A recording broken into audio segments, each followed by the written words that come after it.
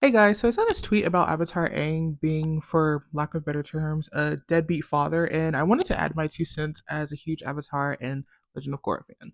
Disclaimer, of course, this is obviously going to have quite a few spoilers because I'm going to essentially add my own opinion, but also just a little bit of analysis. If you haven't watched Avatar The Last Airbender or Legend of Korra, make sure you watch those first so you can understand this full thing I'm about to say. Alright, let's go. So in the context of Legend of Korra, I actually completely understand why they went this direction with Aang.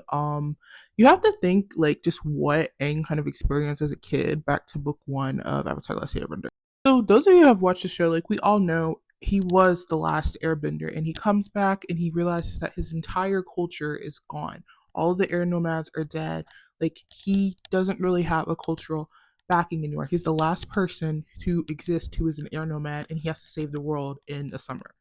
Now, if we stay in that context, then it completely makes sense why Aang would feel much closer, or at least favor, a Tenzin over a non-bender like Bumi or a waterbender like Kaya.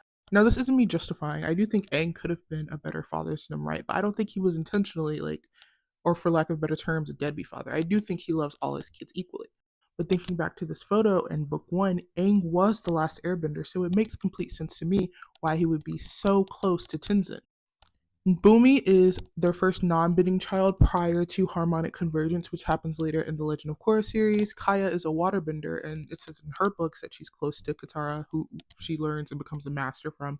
And then Tenzin is the only airbending child that they have. So to me, at least, it makes sense that Aang would want to preserve air nomadic culture, even though I think he should have done better because all of the kids come from Katara and Aang. So as much as it's a part of Tenzin's culture, it's a part of Kaya and Bumi's culture as well as air nomadic descendants. However, because Tenzin is an airbender, it makes complete sense in understanding, at least to me, why he would be so close. No, this is our culture. I need you to carry this on to to my grandkids, your kids, in the next Avatar, of course.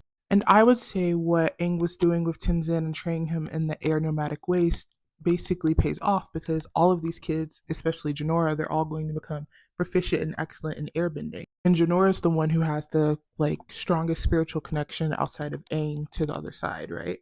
And this is all to say that I do think Aang could have been a better father to all of them, but in the understanding, I kind of understand why that happened. He was so focused on the preservation of air nomadic culture, and also he also had to remain as the Avatar in basically the creation of Republic City and make sure there's another war that doesn't happen after just the 100-year war that it just ended.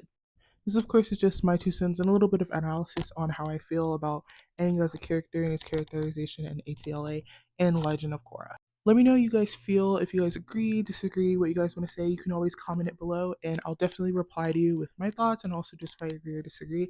I'm here for a respectful discussion about this. I'll see you guys next time in my next nerdy and pop cultural video. Thanks.